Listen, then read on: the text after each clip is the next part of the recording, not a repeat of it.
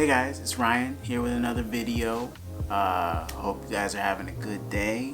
If you're not having a good day, I hope it gets better. If it doesn't get better, I don't know what to tell you. I don't know. Just tough it out, dude. No, but seriously, have a good day. Anyways, I'm here to talk to you guys a little bit about writing, or at least my process of writing. I'm not here to tell you how you should write, because I know as a creator, when it comes to writing, you can be very, very defensive and protective of your creative process. I'm just here to give you my creative process. I know that for me, when I hear other people's creative processes, I might not change my own completely, but it gives me another perspective and a fresh perspective that really helps me when it comes to writing or anything that I need another creative process on. You know, it really helps to freshen things up for me. So the reason I'm talking about writing is because right now I am writing a script that we're going to be shooting in about a month. So getting in that mode right now, and I just thought I would share that with you guys. So first things first, I always start with a premise. You know, it's just something to give you an idea of what you're going to be writing about. So let's take The Terminator. I wouldn't necessarily have to write the entire story, of course, starting out. I just say, I want to write something about a robot chasing a guy. There you go. Robot chases a guy. Perfect. So then after you have your premise, you're going to build onto it a little bit, make it a little bit of a summary. You write the bare bones of it. You know, you want to add some time travel. Okay, so guy travels back in time, tries to save the mother of a hero, and a robot chases him.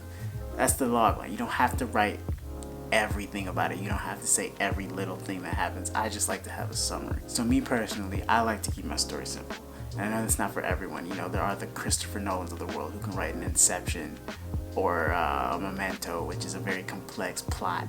But just me personally, I like to keep them simple, and I like to focus more on the characters more. The way I think about it, it's kind of like if you have a character-driven plot, then you know, you keep the plot more simple and make the characters complex. If it's the opposite, do the opposite. See what I'm saying? So because mine are character-driven, I make my characters complex and my story a little bit more simple. So for me personally, and I know everybody doesn't do this, but I like to make the character bio first. So I start with this very detailed character bio, or not one, a few of them for almost all of the main characters, or even secondary characters. And I put these character bios that are very detailed. I want to know everything, what their favorite food is, favorite color, where they like to shop, what type of ice cream they like, everything, like down to the T, everything. And it really helps me because when I start to write the script, I don't have to think about like some dumb reason for a character to do something. I'm just like, okay, well, what would this character do? Let me check the character bio. I check the character bio. It says, oh, well, in this situation, they would have definitely ran. They wouldn't fight. There you go. You know exactly what you're going to do, and you have these motivations that you don't have to think about in the moment, you know. So that's why I like to start with the character bio.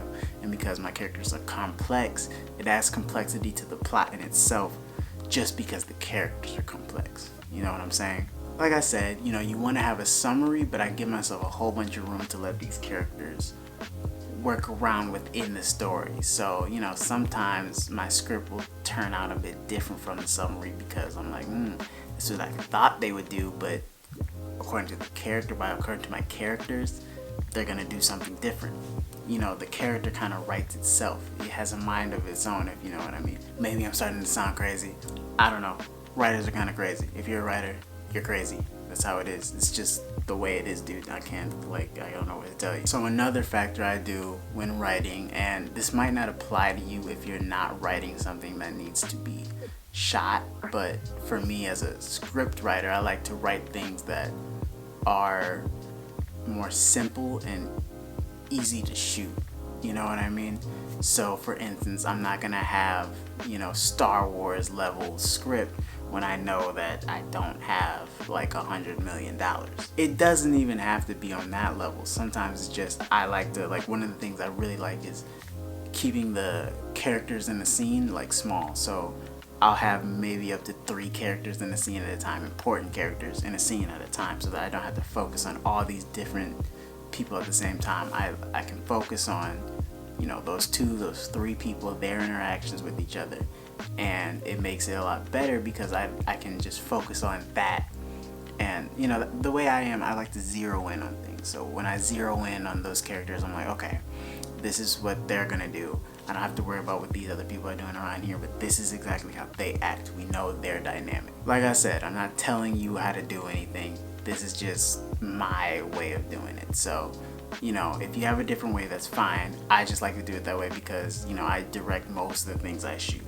So, you know, my perspective is sometimes I'll write something and I'm like, maybe I should keep it more simple so that I can direct this better. I'm not limiting my creativity, but I think when you put limitations on yourself, it helps your creativity. You know, that's where creativity comes from. It's from limitations, I feel. So that's just my way of doing it. Lastly, I would say is to never get caught up in an idea. As creatives, it's very easy to just get caught up in this idea that you have, and especially when it's a good one. You're like, okay, I want to do this and this and this. So say you're in Terminator and you're like, oh, I want this scene where he jumps off a cliff and destroys this entire city or something. And then you start writing and you're like, that jumping off a cliff scene is I don't know if it's gonna fit in there the way I thought it would. And then you're like, oh, how am I gonna have him jump off a cliff? And then you start driving yourself a little crazy because you're like, he's gotta jump off the cliff. If he doesn't jump off the cliff, the whole script, it doesn't matter. I'm deleting the script. I'm done with the script. But you get the point. I'm just saying, like, don't get so caught up in an idea that you let it ruin your script. Sometimes there are good ideas that don't belong in the script that you're writing.